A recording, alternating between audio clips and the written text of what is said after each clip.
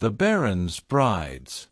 In the quiet village of Elmsbrook, nestled between meadows and deep, ancient woods, lived three sisters, Evelyn, Clara, and Lila Wren.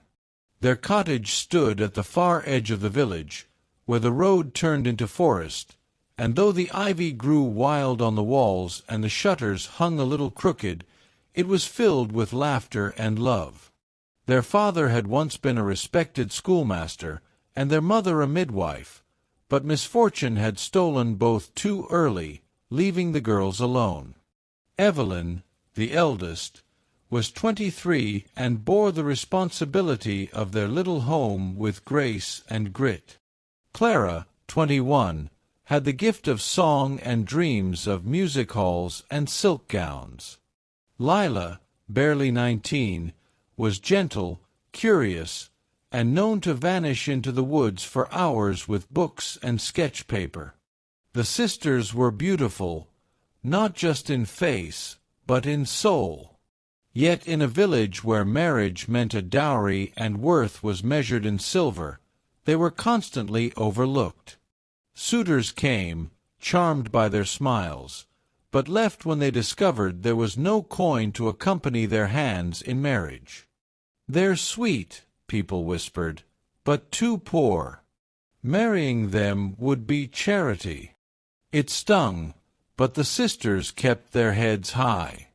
They planted herbs, baked bread for the market, stitched clothes for coin, and never lost hope. Until the day the invitation arrived. The Baron brothers' return. From the far-off capital came rumors. The three Baron brothers had returned to their ancestral estate after years of war and court life. Orphaned young, raised by a strict uncle in the city, they had grown into men of wealth, mystery, and rumored danger. No one in Elmsbrook had seen them since they were boys. Then, one spring morning, three black carriages rolled down the village road, stopping before the Wren cottage. Out stepped Alexander, Elias, and Tristan Barrow, tall, grim-eyed men with the air of command and the scent of foreign lands still clinging to their cloaks. Word spread like fire. Why would barons seek the Wrens? It turned out the brothers sought brides, but not just any brides. They had grown weary of court women who danced for coin and played love like chess. They wanted women who had known struggle and still bloomed with grace. And they had remembered. Years ago, when their old governess had fallen ill, three little girls, daughters of a schoolmaster, had brought soup and flowers to her door. Alexander, barely 10, had watched Evelyn carefully patch a quilt. Elias had heard Clara sing to calm the sick woman's fever dreams. Tristan had seen little Lila bring books and draw wildflowers to brighten the room. Now grown men, they remembered the kindness, the goodness, the beauty untouched by pride. And they had come to court the Wren sisters. Part 3. Courtship and Conflict. The village exploded in gossip. The barons want them. They're only after pity. What nonsense! Those girls have no title, no land. But the Baron brothers cared little for whispers. Alexander found Evelyn in the herb garden. "You hold this place together like a queen," he said. "Would you hold my home the same?" Evelyn, stunned, stared at the man who had once been a boy with torn boots and a bruised cheek. She remembered his silence then, and his strength now.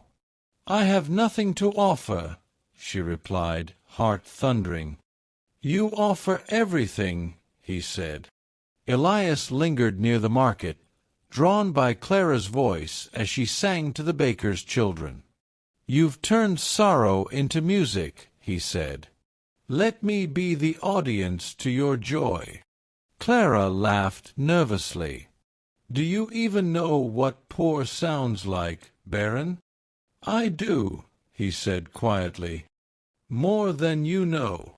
And Tristan, the youngest, followed the trail of pencil sketches through the woods until he found Lila sitting beneath a silver birch, drawing birds. "You see beauty no one else does," he murmured. "Do you see me?"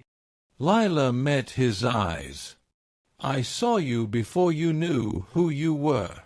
One by one, the sisters found themselves pulled into a world they had only imagined: ballrooms, bookshelves taller than houses, and firelit corridors filled with music and art. Yet doubt lingered. Were they only a memory to the brothers? Were they projects to be rescued?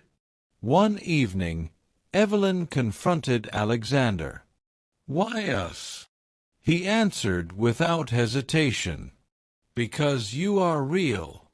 Because in a world of gold and glass, you are the ones who built beauty from dust." Part 4. Vows and Vindication. The weddings were modest but radiant.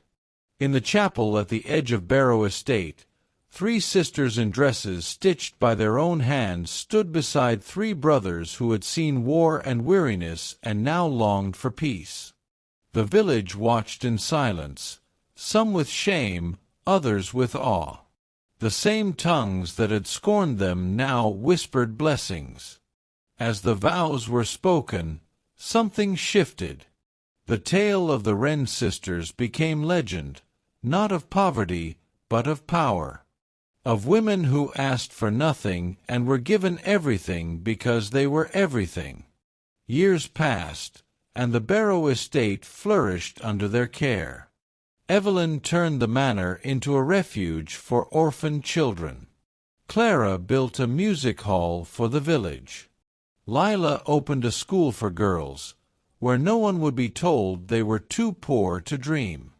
And the love between sisters and brothers grew, not born of pity or charity, but of a fierce, equal devotion.